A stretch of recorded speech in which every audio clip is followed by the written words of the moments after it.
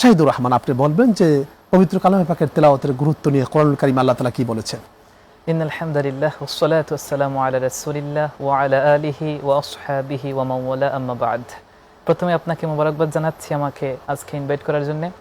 অত্যন্ত চমৎকার করে আপনি বলছিলেন যে আল্লাহ সুবহানাহু ওয়া তাআলা রমাদান মাস দিয়েছেন এবং এই মাসে আল্লাহ পবিত্র কোরআনটাকে রিভিল করেছেন।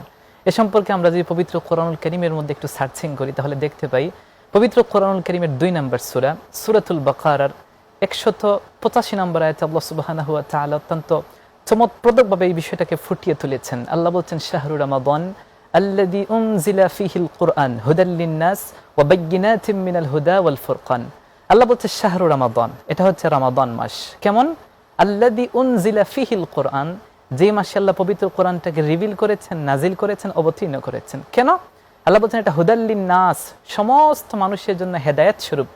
আমরা যদি একটু সামনে যাই তাহলে এই সূরার শুরুতেই আল্লাহ রাব্বুল আলামিন বলেছেন যালিকাল কিতাব, এটা এমন একটি কিতাব লা রাইবা ফীহি, এটা রবের পক্ষ থেকে এসেছে, এতে কোনো সন্দেহ নাই, কোনো কনফিউশন নাই। আল্লাহ বলছেন হুদাল লিল মুত্তাকিন, এটা মুত্তাকিদের জন্য।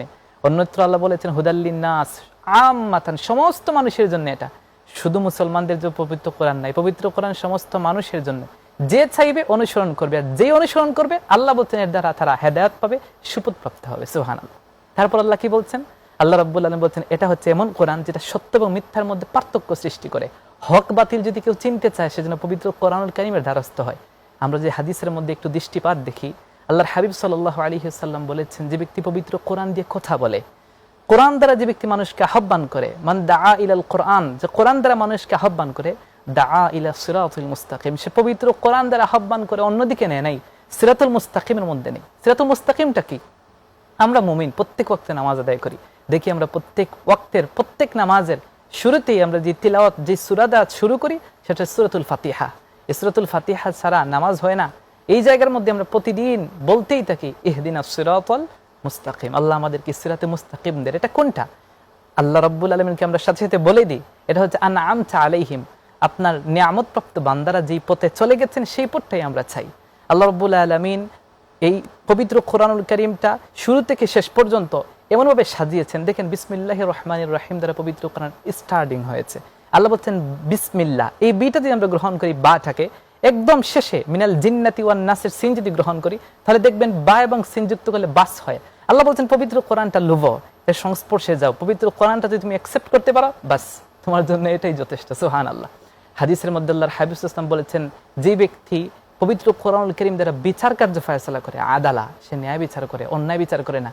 আল্লাহর হাবিব সাল্লাল্লাহু আলাইহি ওয়াসাল্লাম বলছেন যে ব্যক্তি কোরআন দ্বারা তার জীবন সাজাবে আল্লাহ রাব্বুল আলামিন তাকে প্রতিদান দান করবেন। সুবহানাল্লাহ। এই পবিত্র কোরআনুল কারীমটা আমরা মনে করি এটা মনে হয় শুধু মাদ্রাসার ছাত্ররা পড়বে, হুজুররা পড়বে, আর আমরা যারা আম মানুষ আছি আমাদের কোরআন পড়তে হবে না, এর দ্বারস্থ যেতেও হবে না। এটা অত্যন্ত দুঃখজনক ব্যাপার। তিলাওয়াতের ফজিলত সম্পর্কে যদি আমরা হাদিসের মধ্যে একটু দৃষ্টিপাত দেই তাহলে দেখবেন আল্লাহর হাবিব সাল্লাল্লাহু আলাইহি ওয়াসাল্লাম অত্যন্ত চমৎকার করে বলেছেন যে ব্যক্তি পবিত্র কোরআনুল কারীম শিক্ষা দেয় এবং নিজে শিখে, আল্লাহর হাবিব সাল্লাল্লাহু আলাইহি ওয়াসাল্লাম বলেছেন মান তাআল্লামাল কুরআনা ওয়া আল্লামাহু, যে ব্যক্তি কোরআন শিখবে এবং যে শিখাবে উত্তম দুজনই আল্লাহ রাব্বুল আলামিনের কাছে। সুবহানাল্লাহ। আল্লাহর রাসূল সাল্লাল্লাহু আলাইহি ওয়াসাল্লাম হাদিসের মধ্যে বলেছেন যে কিয়ামতের ময়দানে 2টা জিনিস সুপারিশ করবে, এর মধ্যে একটা হচ্ছে আল কোরআন, এই কোরআনটা আল্লাহ রাব্বুল আলামিনের কাছে কিয়ামতের ময়দানে সুপারিশ করবে। যদি কোরআনুল কারীম আমরা ঠিকঠাক মতো তিলাওয়াত করতে পারি কি হবে?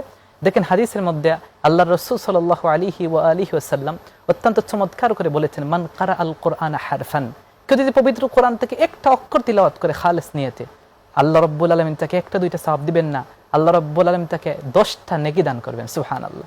আর এই রমাদান চলছে, এটা তো অফার, একটা নেক আমল করবেন নফল, আল্লাহ ফরজের সওয়াব দিবেন।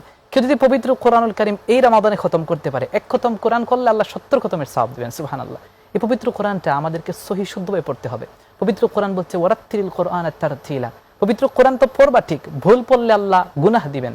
অন্য হাদিসের মধ্যে পাওয়া যায় যে পবিত্র কোরআন শুদ্ধভাবে তিলাওয়াত করতে না পারলে আল্লাহ রাব্বুল আলামিনের এই কোরআন, পবিত্র কোরআনটা কিয়ামতের ময়দানে তার বিপক্ষে সাক্ষী দিবে। নাউজুবিল্লাহ।